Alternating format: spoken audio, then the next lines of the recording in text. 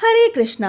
आज हम आपको सुनाएंगे अजा एकादशी व्रत की संपूर्ण व्रत कथा, जिसे अजा एकादशी के दिन सुनने या पढ़ने से भगवान श्री हरि विष्णु और माता महालक्ष्मी की विशेष कृपा प्राप्त होती है और व्यक्ति की सभी मनोकामनाएं पूरी होती हैं।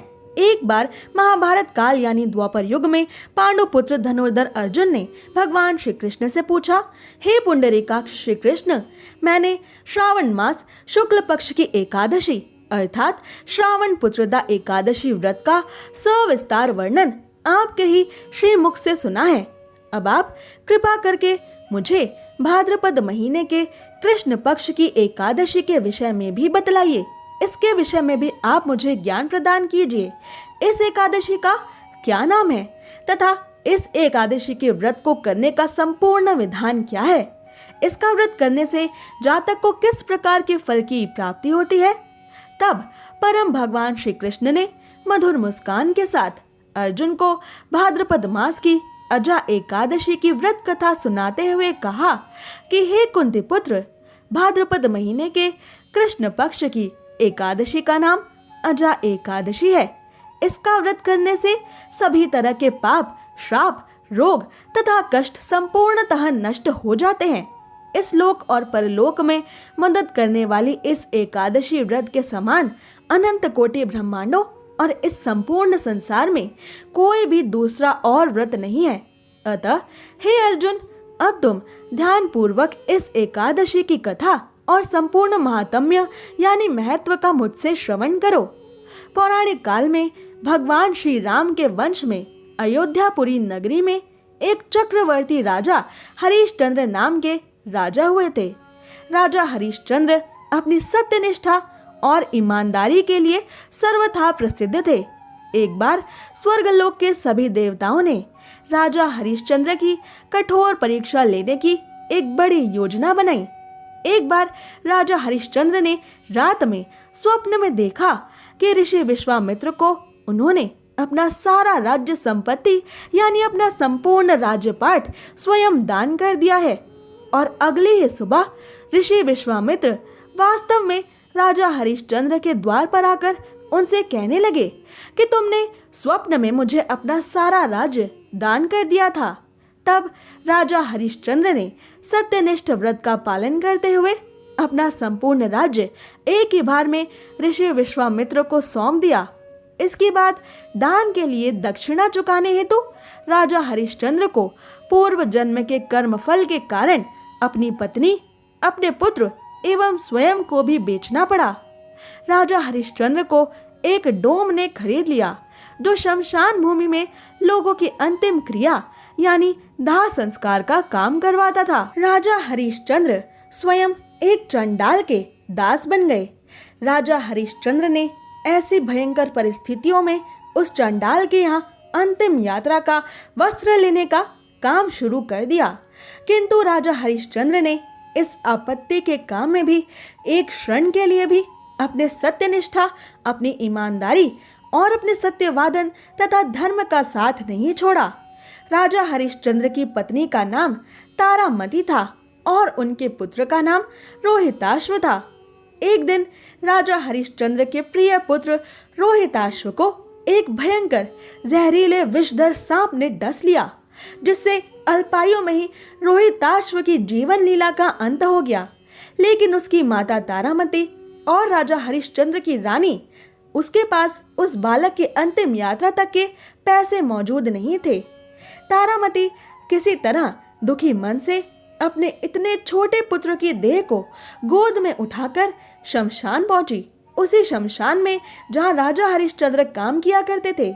लेकिन शमशान घाट पहुंचते ही राजा हरिश्चंद्र ने तारामती से ही शमशान का कर मांग लिया, क्योंकि शमशान भूमि का सेवक होने के कारण उस समय यही उनका कर्तव्य था। राजा हरिश्चंद्र उस समय इन भावनाओं में नहीं बह सकते थे कि रोहिताश उनका अपना पुत्र था। राजा हरिश्चंद्र स्वयं मजबूर थे। शमशान का कर देना नियम था और राजा हरिश्चंद्र अपने मालिक की आज्ञा का पालन मात्र कर रहे थे। राजा हरिश्चंद्र अपनी पत्नी तारामती से बोले कि शमशान घाट का कर तो तुम्हें देना ही पड़ेगा। फिर राजा हरिश्चंद्र ने अपनी पत्नी से कहा कि यदि तुम्हारे पास इस बालक के लिए कर देने के लिए धन नहीं है तो अपनी साड़ी का कुछ भाग फाड़ कर मुझे दे दो, मैं उसे ही कर के रूप में अपने पास रख लूंगा और मैं तभी अंतिम क्रिया की आज्ञा तुम्हें दे पाऊंगा। लाचार होकर राजा हरिश्चंद्र की पत्नी तारामती ने अपने पुत्र की अंतिम क्रिया के लिए अपनी साड़ी को फाड़ना शुरू कर दिया और राजा हरिश्चंद्र को कर प्रदान करने के लिए वो उद्यत हुई।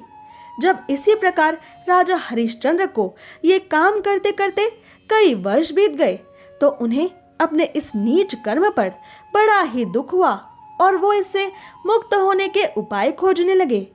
वो सदैव इसी चिंता में रहने लगे कि मैं अब क्या करूं, मैं किस प्रकार इस नीच कर्म से मुक्ति प्राप्त करूं।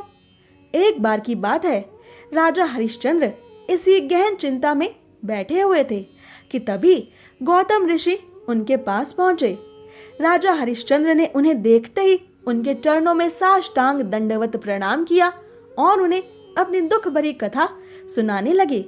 राजा हरिश्चंद्र की ऐसी व्यथा और दुख भरी कहानी सुनकर महर्षि गौतम भी अत्यंत दुखी और विचलित हुए और उन्होंने राजा हरिश्चंद्र से कहा कि हे राजन, भादो मास के कृष्ण पक्ष की एकादशी का नाम अजा एकादशी है।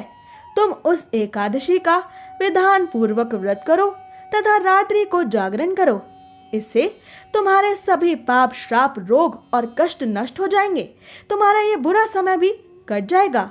महर्षि गौतम इतना कहकर आलोप हो गए। तब अजा नाम की एकादशी आने पर राजा हरिश्चंद्र ने महर्षि गौतम के कहे अनुसार संपूर्ण विधि विधान पूर्वक अजा एकादशी पर उपवास और रात्रि जागरण किया। इस व्रत के प्रभाव से राजा हरिश्चंद्र के सभी पाप नष्ट हो गए। उस समय स्वर्ग लोक में दिव्य नगाड़े बजने लगे तथा पुष्पों की वर्षा पृथ्वी पर होने लगी।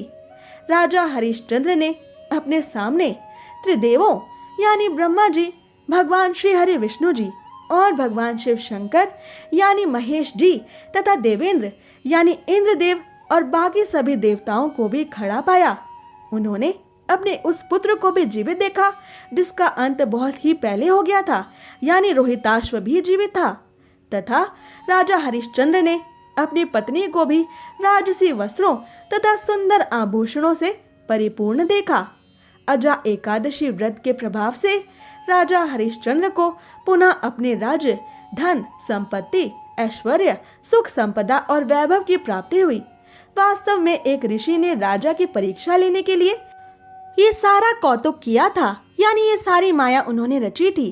वो ऋषि साक्षात स्वर्ग लोक में विराजमान देवताओं की इच्छा से प्रेरित थे, परंतु अजा एकादशी के व्रत के प्रभाव से ऋषि द्वारा रची गई सारी माया एक पल में समाप्त हो गई और अंत समय में राजा हरिश्चंद्र अपने संपूर्ण परिवार सहित स्वर्ग लोक को गए।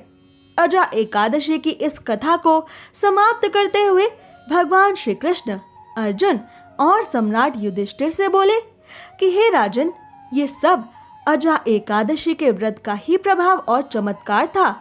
जो भी मनुष्य इस दिन उपवास को विधान पूर्वक करते हैं तथा इस एकादशी के दिन रात्रि जागरण करते हैं, यानी रात में जागकर कीर्तन और हरि के नामों का जाप करते हैं, उनके सभी पाप नष्ट हो जाते हैं और वो अंत में स्वर्ग लोक को प्राप्त अवश्य करते हैं।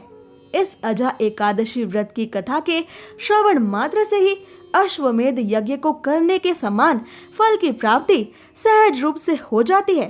तो प्रेम से बोलिए हरे कृष्ण कृष्ण कृष्ण हरे हरे, हरे राम राम राम हरे हरे। अगर आपको ये कथा पसंद आई तो ऐसी कथाएं सुनने के लिए हमें सब्सक्राइब करें।